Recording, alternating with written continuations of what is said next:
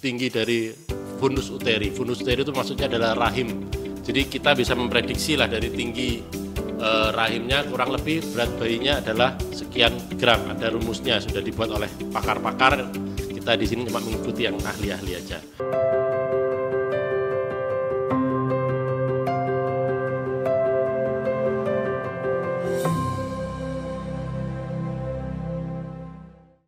Selamat sore Sobat Kay. Biasanya kalau jam-jam segini trafficnya udah mulai agak padat ya. Sobat Kay mudah-mudahan bisa tetap sabar pada saat berkendara.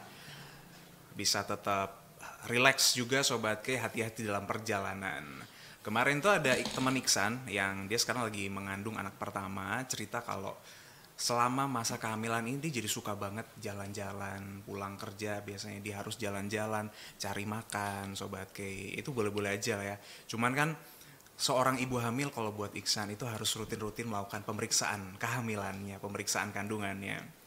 Siapa tahu ada yang harus dilakukan oleh ibu hamil di usia kehamilannya keberapa. Jadi pastikan untuk datang langsung ke fasilitas layanan kesehatan terdekat. Jalan-jalan boleh, tapi selalu rutin untuk melakukan pemeriksaan kehamilannya. Pas banget sore ini di BTS Berbagi Tips Sehat kita akan membahas tentang antenatal care, yaitu pemeriksaan untuk ibu hamil dari jam 4 sampai dengan jam 5 sore ini. Nanti Iksan nggak sendirian, akan ditemani oleh Dr. Jeffy Winarta Wahyudi, M. Biomed, SPOG, dokter spesialis obstetri and ginekologi Siloam Hospitals Jember. Infonya Dr. Jeffy ini favorit di Siloam ya dok ya? Amin. Amin ya. Soalnya banyak banget postingan itu ngetek Dr. Jeffy ini kalau di Siloam dok. Ya, amin, aminin aja. Selamat sore dokter, sehat ya? Selamat sore, sehat selalu. Senang banget akhirnya kita bisa ketemu lagi setelah sekian lama ya dokter. Betul. Ya. Lama nggak pernah ketemu dokter Jeffy. Kita kali ini akan membahas tentang pentingnya antenatal care bagi ibu hamil. Nah selain dokter Jeffy juga sudah hadir Mas Ikin alias Muhammad Nurul Muflikin, Marketing Communication Siloam Hospitals Jember. Selamat sore Mas. Selamat sore Mas Iksan dan juga Sobat K. Sehat-sehat ya Mas ya? Alhamdulillah sehat. Oke, masih awal bulan ya. Iya. Waktunya kita semangat ya. Buat ibu-ibu hamil juga awal bulan jangan kendor juga ya. Harus rutin lakukan pemeriksaan kesehatan. Karena hari ini kita membahas tentang antenatal care, kita harus mengetahui dulu apa itu antenatal care, dokter. Ya, selamat pagi bagi teman-teman K Radio. Sore-sore semangatnya pagi. Semangatnya pagi. Semangatnya pagi. Selamat ya. pagi. Iya. Karena tadi awal bulan ya, jadi harus semangat terus. pagi terus ya. Iya. Ya, pemeriksaan antenatal care itu adalah pemeriksaan kehamilan yang harus dilakukan oleh ibu hamil. Tujuannya apa? Tujuannya supaya ibu sehat, bayi sehat, tidak ada stunting, aman. Kalaupun misalnya kita mengikuti semuanya, lahir bayi sehat, ibu sehat, kedepannya masa depan bayinya juga cemerlang, kan menuju Indonesia Maju ya. Indonesia sehat. Emas ya, sehat Indonesia juga emas. Iya, 2045. 2045. Iya. Jadi itulah tujuan utamanya sehingga kita mempunyai produk apa namanya ya, Pelayanan bayi yang sempurna juga. Jadi semuanya sudah tertangani di awal masa kehamilan hingga proses nanti setelah melahirkan diteruskan oleh dokter anak. Oke. Berarti dari awal ya dok ya, ini harus langsung rutin ya pemeriksaannya ya. Betul, malah sebetulnya sebelum hamil pun harus sudah dipersiapkan nih Pak. Jadi 3 bulan sebelum hamil kita sudah harus mempersiapkan, sudah harus mengkonsumsi multivitamin supaya cadangan yang dibutuhkan oleh bakal janin tercukupi dari awal. Jadi bukan sudah hamil baru bingung periksa A, B, C, D, E, baru minum vitamin yang mau minta yang paling bagus semuanya, ya itu boleh. Tapi yang lebih bagus lagi sebelum hamil sudah dipersiapkan. Mantep nih, berarti besok kalau saya sudah punya istri sebelum tahu ada tanda-tanda langsung aja ya, hari pertama setelah menikah langsung aja bawa aja ya ke dokter ya. Dipersiapkan sejak awal. Pemeriksaan sejak awal. Nanti sampai di usia keberapa dok untuk pemeriksaan antenatal care ini? Ya, kalau kita ngomong antenatal care sendiri berarti sudah hamil, berarti kita mempersiapkan dari awal hamil, dari tes pack pertama kita sudah samar, kalau kadang-kadang ibu hamil bilang, oh dok sudah samar, apakah saya hamil atau tidak, itu dari dari penelitian 95% sudah hamil. Jadi sudah harus mempersiapkan lebih dini. Sampai kapan? Untuk pemeriksaan kehamilan sampai masa nifas selesai, 42 hari setelah melahirkan.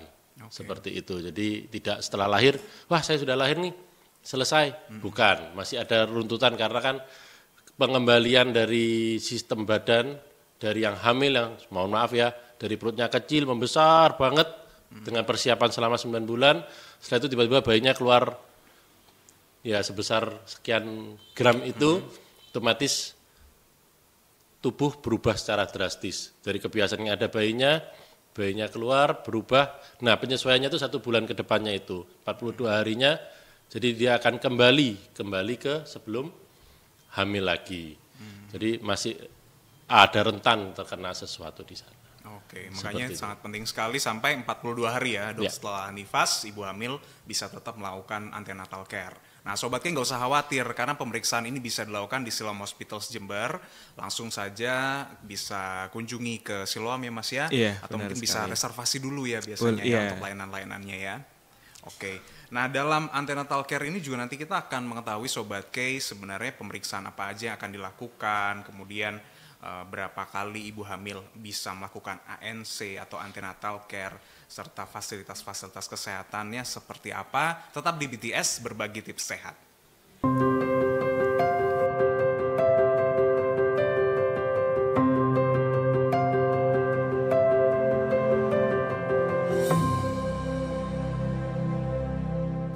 Masih di BTS berbagi tips sehat bersama Siloam Hospitals Jember. Kita berbicara tentang pentingnya antenatal care bagi ibu hamil. Wah, ini buat yang sekarang lagi mengandung, yang lagi happy-happy ya, menantikan kehadiran sang buah hati, bisa disimak dan bukan cuma disimak tapi langsung ya eksekusi. Perawatan langsung ya, langsung datang ke fasilitas layanan kesehatan terdekat, salah satunya bisa ke Siloam Hospitals Jember. Nah tadi kan sempat saya bilang kalau Dokter Jeffy salah satu yang favorit ya, di benar sekali ya, supaya nanti nggak tubrukan jadwalnya, supaya nanti nggak kecewa datang, ternyata masih belum nih jam segini nih, boleh diinformasikan Mas Ikin? Oke, jadi buat Sobat K yang mau memeriksakan diri, terutama ke Dokter Jeffy, jadi Dokter Jeffy ini prakteknya hampir setiap hari kalau di Siloam Hospital Jember. Jadi kalau di hari Senin dan juga Jumat, beliau prakteknya di jam 18.30 sampai jam 20.00, kemudian di hari Selasa hingga Kamis itu prakteknya di jam 13.30 sampai jam 15.30, dan di hari Sabtu ini harus reservasi dahulu H-1 di jam 9 sampai jam 10. Untuk lebih lengkapnya Sobat K bisa langsung mengunjungi di Instagramnya Siloam Jember. Di situ ada di jadwal sorotannya ya, ada jadwal dokter. Kalau minggu bisa dok? Jangan ya. Minggu dikhususkan untuk emergensi. Oh, siap. Nah, selain kita rutin melakukan pemeriksaan, kalau di Siloam itu kan juga biasanya ada ini ya, fasilitas tambahan senam-senam itu ya. Iya, layanan itu juga salah satu layanan pendukung seperti yang disampaikan Dokter Jeffy tadi. Jadi untuk mempersiapkan sebelum buah hati lahir itu kan perlu adanya beberapa persiapan yang harus dilakukan ya. Benar. Salah satunya adalah senam yang bisa dilakukan oleh ibu hamil. Nah kebetulan kalau di Siloam Hospital Jember itu kita ada program yang namanya senam bagi ibu hamil, dan itu tanpa dipungut biaya. Gratis ya Mas? Iya, gratis. Jadi untuk pelaksanaan senam ibu hamil ini dilakukan tiap hari Sabtu di minggu kedua dan juga minggu keempat. Dapat makan Mas. Gimana? Dapat makan Mas. Ada konsumsinya. Tenang. Ayah boleh nganter ya, nanti dapat makan ya. Dan kebetulan saat ini sudah banyak pesertanya. Dan itu memang kita buka untuk umum, jadi tidak harus yang dokter spesialisnya di Siloam saja gitu. Dan untuk saat ini sudah banyak, hampir 20 lebih pesertanya. Bahkan kadang dibatasi nih ya Mas ya. Iya benar. Jadi segeralah langsung reservasi ke CS atau kemana nanti? Untuk kalau ingin reservasinya bisa melalui CS atau bisa langsung menghubungi di kontak person yang sudah ada di pamflet flyernya. Itu kita upload di IG-nya Siloam Jember. Baik. Nah itu dia Sobat K yang bisa dilakukan juga senam hamil, kemudian juga rutin ya melakukan pemeriksaan. Nah, tapi kita perlu tahu juga dalam antenatal care ini pemeriksaan umumnya apa aja dok nanti? Ya, pertanyaannya sulit-sulit nih. Waduh, padahal yang bisa jawab dokter bukan saya ya. Ya, jadi pemeriksaan antenatal care, pemeriksaan kehamilan yang wajib itu kan tadi dibilang bisa di Vaskes, itu fasilitas kesehatan tingkat 1 maupun di rumah sakit maupun di klinik-klinik ya. Jadi pada antenatal care atau pemeriksaan kehamilan yang paling dasar yang direkomendasikan oleh pemerintah yaitu namanya 10T, ada singkatannya 10T. Yang pertama yaitu timbang dan ukur tinggi badan ibunya, yang kemudian yang kedua selalu akan ditensi, karena tensi kalau tinggi pada kehamilan itu berbahaya, bisa menyebabkan kejang hingga mohon maaf meninggal ataupun bayinya juga meninggal. Yang ketiga diukur gizi pada ibunya dengan cara mengukur lengan atas.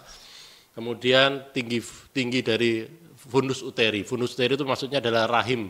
Jadi kita bisa memprediksi lah dari tinggi rahimnya kurang lebih berat bayinya adalah sekian gram. Ada rumusnya sudah dibuat oleh pakar-pakar. Kita di sini cuma mengikuti yang ahli-ahli aja. Kemudian yang selanjutnya kelima, kita bisa tentukan, T-nya tentukan presentasi janin, maksudnya posisi janin, apakah nyungsang ataukah sudah posisinya kepala di bawah. Kemudian denyut jantung janinnya kita harus mendengarkan.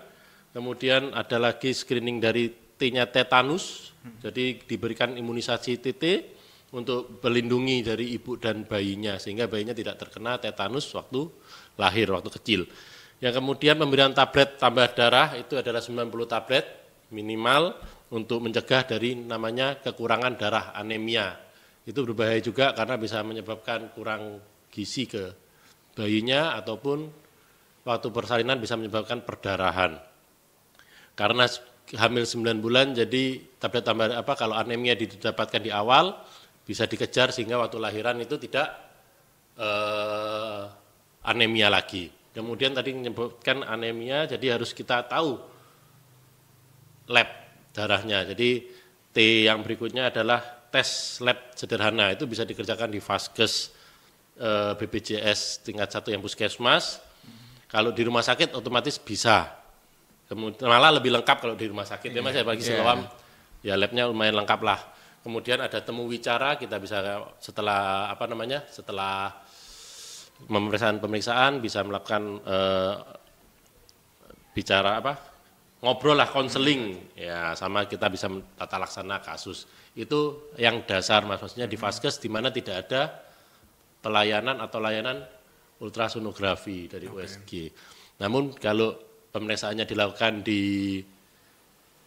dokter, spesialis, atau bahkan kadang-kadang sekarang di dokter di puskesmas itu sudah disediakan USG, jadi ada tambahnya pemeriksaannya USG. USG sendiri kapan dilakukan, kan seperti itu ya? Iya. Ya, jadi USG yang dilakukan itu yang pertama kali kalau bisa terlambat 1-2 minggu. Jadi kita harus menentukan apakah hamilnya itu di dalam rahim atau di luar rahim. Karena kalau di luar rahim komplikasinya perdarahan di dalam perut tidak ketahuan, sakit perut ke rumah sakit sudah HB-nya sudah minimal, sudah syok, harus operasi secepatnya. Jadi penanganannya malah emergensi banget. Jadi kalau bisa kan disiapkan lebih bagus. Jadi kalau misalnya sudah ditemukan hamil di dalam kandungan aman, ya kita lakukan pemeriksaan berikutnya 1 bulan 1 kali sampai 28 minggu. Setelah itu 1 bulan 2 kali sampai 36 minggu. Setelah itu 36 minggu ke atas dilakukan 1 minggu 1 kali. Semua itu meskipun ANC dasar juga dilakukan seperti itu. Jadi USG sendiri setelah tadi yang hamil kecil, kita evaluasi lagi apakah berkembang atau tidak, apakah ada janinnya atau tidak, apakah hamil kosong, hamil tidak berkembang atau tidak. Bila iya masih ada berkembang, kita evaluasi lagi di 12-13 minggu, kita lihat apakah nanti ada kemungkinan kecacatan atau tidak. Oke, kemudian kita bisa lanjutkan lagi yang paling penting di 20 mingguan, 20 sampai 20, 18 sampai 28 minggu pemeriksaan, dilihat lagi bentukan dari bayinya, anatomisnya. Kalaupun misalnya kita curigai ada kecacatan atau kelainan struktur, kita bisa mengkonsultasikan dengan dokter yang lebih ahli, konsultan feto maternal, bisa di Jember ada, atau di Surabaya, atau di Monggo, terserah di mana. Bila dinyatakan aman atau semuanya tidak ada masalah, tinggal di trimester 3. Kalau dari pedomannya cukup 2 kali untuk melihat perkembangan bayinya. Tapi kalau dari saya sarankan sendiri sesuai dengan jadwalnya tiap 2 minggu, setelah itu tiap minggu. Jadi kita bisa melihat progres dari perkembangan berat bayinya. Meskipun tadi sudah bisa dilihat dari tinggi rahimnya, tapi kan kalau tinggi rahim itu kita kan dari sentimeter ya. Kalau ini kan kita dari USG bisa ngintip sekalian lah bayinya, senang lihat bayinya gerak-gerak ya. Lihat posisi. Kalau di siloam bisa 3 dimensi, bisa 4 dimensi, itu bisa. Jadi bisa melihat lebih senang lah. Kemudian bisa ikut lihat tempat senamnya di mana sih, kan gitu ya Mas ya. Seperti itu. Mantep ya, berarti banyak banget ya yang akan dilakukan pemeriksaan ya pada si ibu hamil ini ya, supaya bisa memastikan ibu sehat, janinnya juga sehat ya dokter ya. Mulai dari timbang dan ukur berat badan ini harus normal. Nah kalau misalkan nih ibu mungkin, mohon maaf, tiba-tiba kelebihan berat badan, kadang-kadang dialami ya sama ibu-ibu, apa yang bisa harus dilakukan dok? Diet kah atau seperti apa dok? Ya, ini jadi memang kan kita kalau ibu hamil itu tidak boleh diet. Maksud arti kata bukan diet mengidealkan berat badan ya. Dietnya kan kalau kita di Indonesia diet artinya kan menguruskan tubuh ya. Tubuh, mohon maaf ya, bukan body shaming terus atau makanan disedikitkan supaya kurus, tidak boleh. Jadi tetap 4 sehat 5 sempurna. Permasalahannya yaitu karena tadi beratnya yang berlebih, jadi kita harus atur. Jadi ada peningkatan berat badannya yang kita atur tiap bulan maksimal sekian kilogram. Sampai lahiran diusahakan maksimal sekian kilogram. Jadi semuanya terpantau. Apabila itu kalau berlebihan ya Mas ya, kalau misalnya berat badannya kekurangan ya kita harus kejar juga nutrisinya sekian karena untuk kepentingan bayinya juga. Jadi itulah pentingnya kadang-kadang di awal kehamilan ada juga timbang badan kan. Jadi itu menentukan, bukan waktu kita datang ibu hamil waktu sudah 35 minggu, wah ini berat badannya sekarang 90 misalnya seperti itu ya. Itu tidak bisa dijadikan acuan. Yang kita jadikan acuan adalah berat badan waktu awal hamil, karena waktu itu mohon maaf ya bayinya masih kecil, tidak mempengaruhi berat dari ibunya dan segala macam. Jadi itu makanya poin dasarnya itu yang paling penting di awal kehamilan juga. Gitu Mas. Baik. Nutrisinya harus seimbang ya dok ya, meskipun mungkin mohon maaf mengalami kelebihan berat badan ya. Betul. Itu diatur lagi nanti ya. Yang mengalami kekurangan berat badan juga nanti diupayakan ya. Bisa tetap sehat. Tadi juga ada disampaikan mengatasi atau mungkin mencegah terjadinya hamil kosong, itu mungkin hamil anggur itu ya dok ya, orang bilang ya. Oh beda ya. Beda lagi. Hamil anggur itu kalau bahasa kedokterannya mola hidaditosa. Jadi kehamilannya memang seperti anggur tuh, kalau di USG bulat-bulat seperti anggur. Kalaupun keluar nanti kalau misalnya dibersihkan juga ada gambaran bulat-bulat seperti anggur. Kalau dari tidak USG seperti itu ya keluhannya memang lain, tidak saya jelaskan di sini, nanti teman-teman yang hamil langsung parno semua nih Mas. Waduh ini saya hamil anggur enggak ini, malah yang awalnya tenang-tenang malah bingung ya. Tapi cara menentukannya yaitu tadi di USG di awal trimester 1 itu, di awal kehamilan kita follow up terus kita bisa lihat.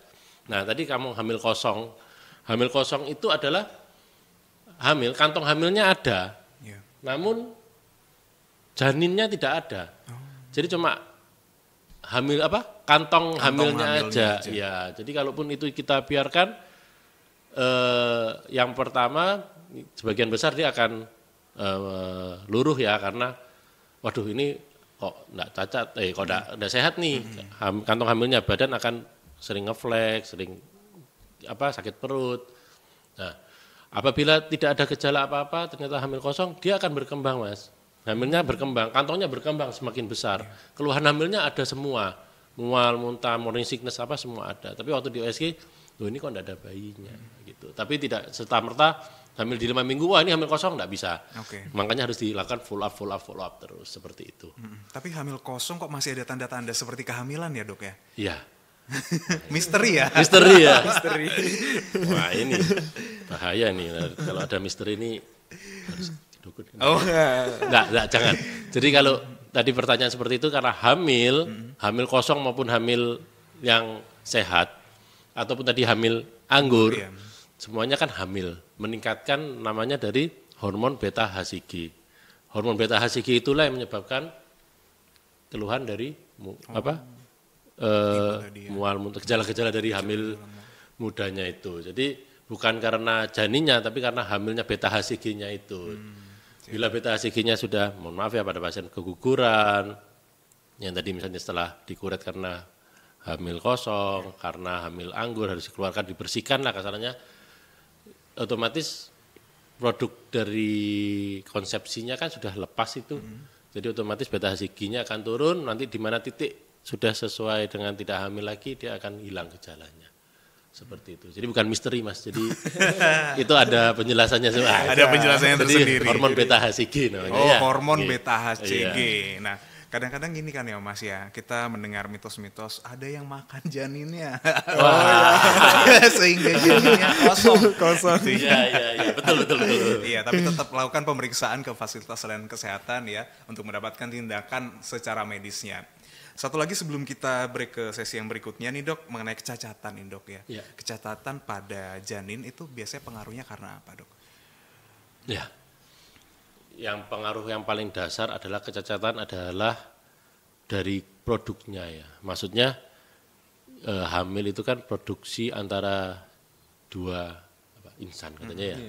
Jadi kan otomatis si cowok menyumbangkan, boleh menyebutkan ini? Aman ya? Boleh, aman. Mohon maaf ya, sperma, si istri menyumbangkan sel telur. Jadi kalau di mana sel telur dan spermanya kondisinya sempurna, hasilnya sempurna ya kemungkinan kecacatan diminimalisir. Tapi kalau hasil spermanya mungkin yang waktu itu kurang bagus atau sel telurnya kurang bagus bisa menyebabkan kecacatan. Itu yang pertama. Yang kedua yaitu tadi mempersiapkan sebelum kehamilan, namanya asam folat, vitamin paling dasar asam folat. Jadi harus diminumkan 3 bulan sebelum keinginan hamil. Jadi diminumkan dulu. Nah itu bisa mencegah karena asam folat itu bisa membantu pembentukan dari organ pada 12 minggu pertama. Jadi minimal asam folat. Jadi kalau kekurangan asam folat bisa menyebabkan yaitu tadi kecacatan. Jadi meminimalisirnya pakai asam folat tersebut. Terus kemudian yang berikutnya adalah infeksi. Ya, salah satunya kalau yang paling booming adalah TORCH itu. TORCH adalah singkatan dari toxo, rubella, sitomegalovirus, herpes HSV1 dan HSV2. Itu salah satu juga menyebabkan dari kecacatan. Jadi kalau penyebabnya ya banyak sekali ya, yang bisa kita lakukan hanya meminimalisir. Seperti tadi contohnya TORCH itu ya kita harus dengan binatang peliharaan harus menjaga jarak, apalagi binatang peliharaannya tidak dengan kondisi-kondisi yang sesuai ya, misalnya setahu saya kalau binatang peliharaan harus divaksin, harus dimandikan, bahkan ada yang sampai disalonkan ya. Nah harus bersih gitu ya.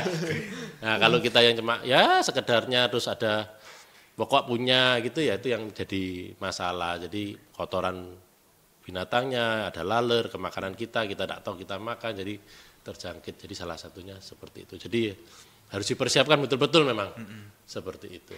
Wah banyak sekali yang akan kita bahas lagi nanti Sobat K ya, mengenai pemeriksaan antenatal care. Tapi nggak usah takut ya ibu-ibu ya. Harus ibu hamil. Justru dengan melakukan pemeriksaan ini bisa mempersiapkan seorang bayi yang sehat. Ya. Bayi yang sehat, bayi yang lucu, yang diharapkan oleh keluarga. Tetap di BTS.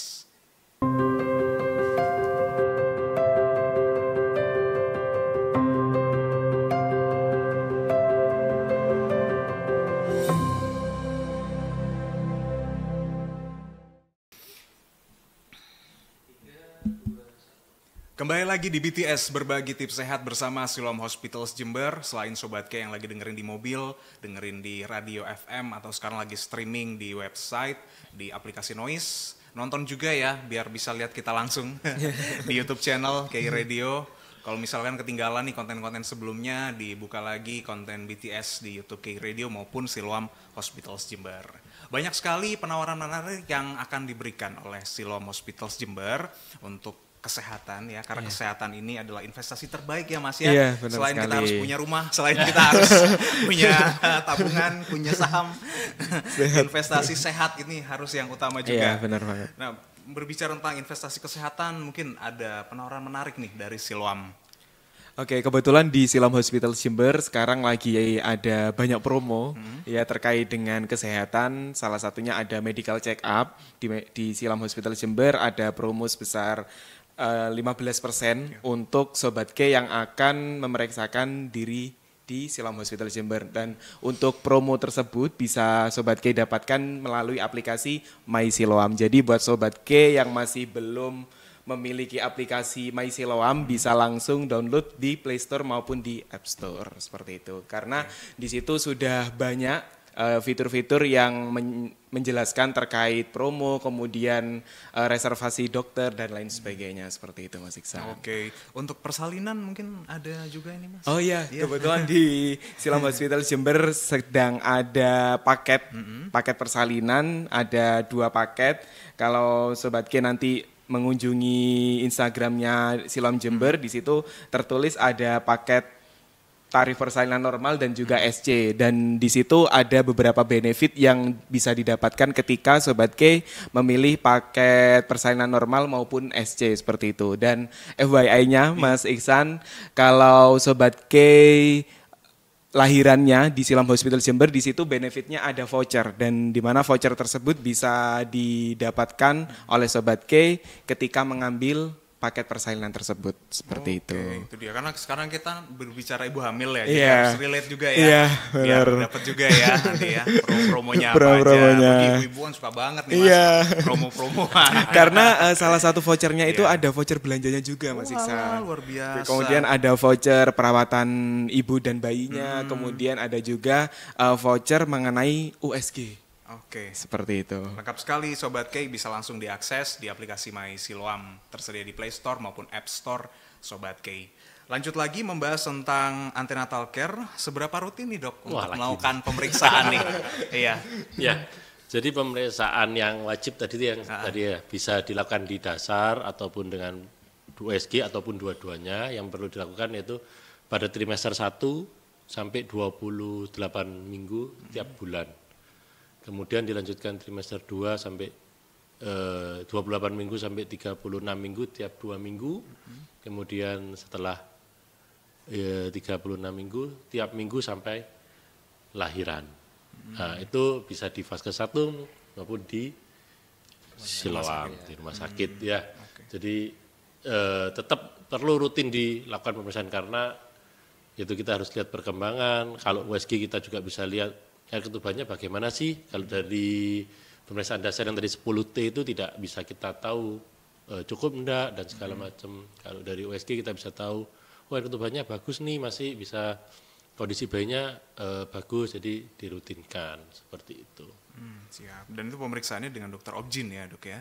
Ya, jadi pada saat ini ya dikhususkan kepada dokter Objin, namun beberapa bisa dilakukan dokter umum di puskesmas yang sudah mendapatkan pelatihan untuk mencakup dari jarak ya Mas ya. Jadi kalau rumahnya mohon maaf ya ada di gunung gitu, harus ke dokter Objin ke Jember perjalanan 2 jam sampai Jember, dokter Objinnya lagi emergency semua gitu, jangan liburan lah Mas. Jangan ya.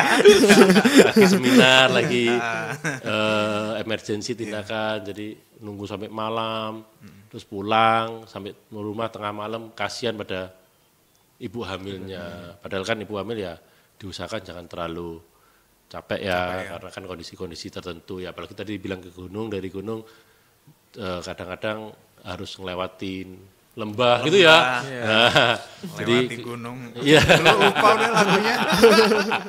Ya, jadi ya bisa antisipasi dengan puskesmas. terdekat kalau yang jarak-jarak jauh. Tapi kalau rumahnya di kota dan sekitarnya atau ada daerah dokter kandungan yang berpraktek di rumah sakit atau di sekitarnya atau di sekitar rumahnya ada praktek dokter kandungan, ya disarankan lebih baik ke dokter kandungan. Langsung. Iya. Oke. Kita lanjut ke segmen berikutnya yang terakhir ini Dok, mengenai mitos dan fakta ya seputar kehamilan. Ya. Yang pertama adalah ibu hamil diperbolehkan mengkonsumsi minuman berkafein. Mitos atau fakta Dok? Ini boleh atau tidak boleh? Ya, maksudnya di mitos atau di faktanya sebenarnya. Pertanyaannya gimana? Oke, saya ulangi ya. Ibu hamil diperbolehkan mengkonsumsi minuman berkafein. Ya. Fakta. Tapi ada tapinya ya. Oh, ya. Tapi karena berkafein dibatasin kafeinnya, gitu. Jadi kalau dari saya pribadi lebih gampangnya kalau mau minum yang berkafein 1 hari 1 cangkir maksimal. Jadi jangan ada dikit lagi deh tambah lagi. Nah kafein kan tidak hanya di kopi ya Mas ya. Oh iya benar. Nah jadi semua harus tahu nih berkafein enggak ya kira-kira ya. Gitu Teh itu jadi sudah minum kopi paginya sorenya teh. Ya akhirnya berlebih, tidak boleh. Kalau itu jadinya mitos kalau sudah itu ya. Mitos, bukan mitos, memang tidak boleh ya. sorry. Karena efeknya apa kalau berkafein? Kalau kita yang sudah dewasa aja minum kopi kadang-kadang dredeg ya. Iya, jantungnya berdebar-debar. Janin juga. Jadi waktu pemeriksaan, wih ini kok ngebut nih bunyi jantung bayinya. Dipikir bayinya stres, ternyata habis minum kopi banyak. Wah, jadi mengkaburkan dari pemeriksaan. Jadi maksimal 1 cangkir. 1 cangkir. Kopi. Ukuran cangkirnya juga diperhatikan, jangan cangkir. Cangkir besar. Ntar alasan, enggak kok secangkir kok Dok, tapi cangkir ukurannya besar. Berikutnya, mewarnai rambut saat hamil tidak mempengaruhi kesehatan janin Dok. Mewarnai rambut tidak mempengaruhi. Tidak mempengaruhi kesehatan janin. Fakta. Tapi juga Oke. semua ada tapinya ini. Apa warnanya Dok yang enggak ya? Enggak. Kualitas dari cat rambutnya yang satu. Yang kedua, seberapa sering kita ngecat rambut. Kalau tiap hari ngecat rambut otomatis terpapar bahan kimianya tersebut terus-terusan juga tidak bagus. Tapi kalau ya sekali pengen cantik ya silahkan, tapi dengan bahan yang aman yang bagus. Biasanya di salon-salon mereka paham dia. Gitu sih. Siap. Yang ketiga, bentuk perut ibu hamil menandakan jenis kelamin janin. Mitos. Ya. Jadi bukan berarti lonjong gimana? Nanti nggak ada yang ke dokter Mas. Sudah tahu semua nih kelamin. Nggak ada gue.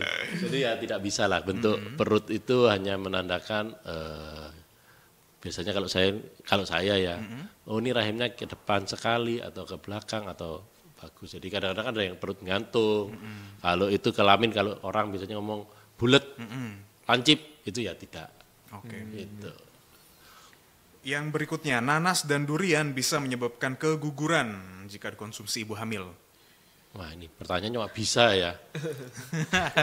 Mitos atau fakta? Mitos. Iya. Nanas dan durian itu boleh dimakan ibu hamil. Kenapa kadang-kadang enggak boleh gitu ya, kadang-kadang kan enggak boleh karena kalau durian tersebut kalorinya tinggi.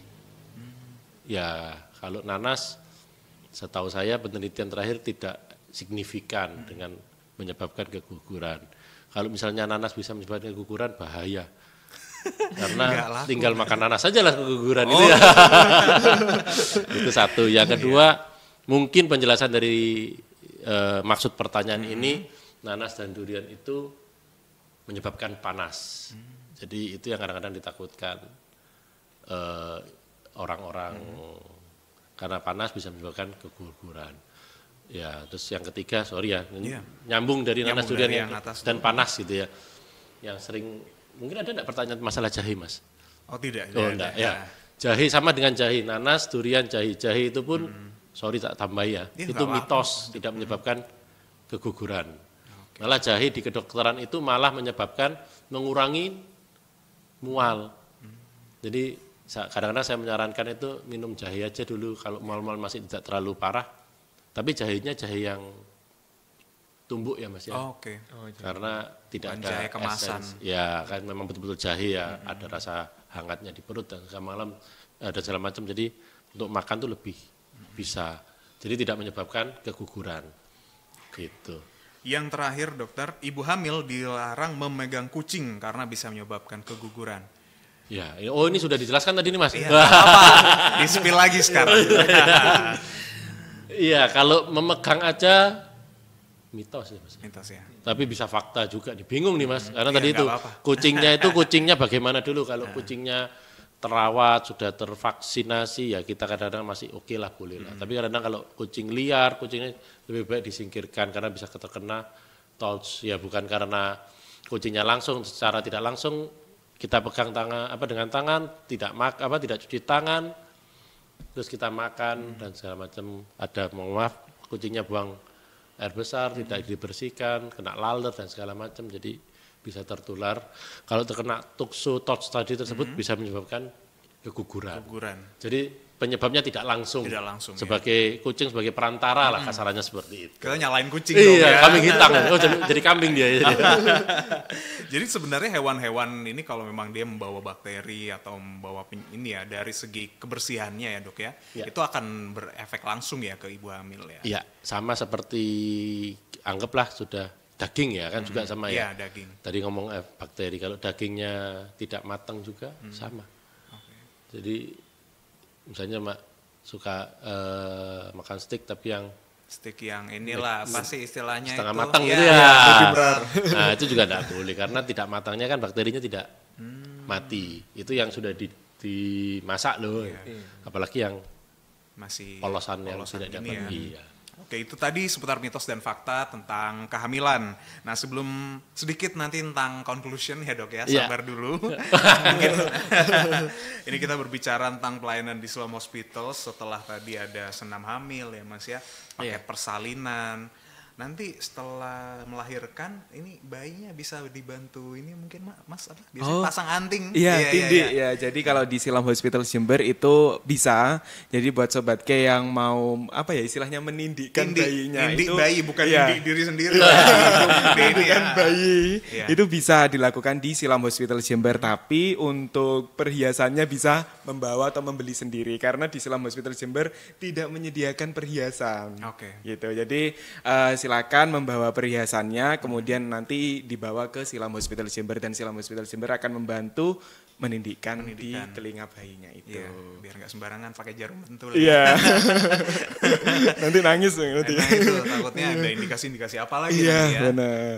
Prosedur ini juga lebih aman dilakukan di fasilitas layanan kesehatan. Selain itu kan kadang dalam kondisi-kondisi darurat ya mas. Iya. Nah ini kan kita kadang bingung nih kita harus ngubungin siapa. Pas hanya kita sendiri di rumah, mungkin ada layanan khusus yang bisa diberikan mas. Oke, buat Sobat K, ketika ada keluhan apapun itu jangan panik.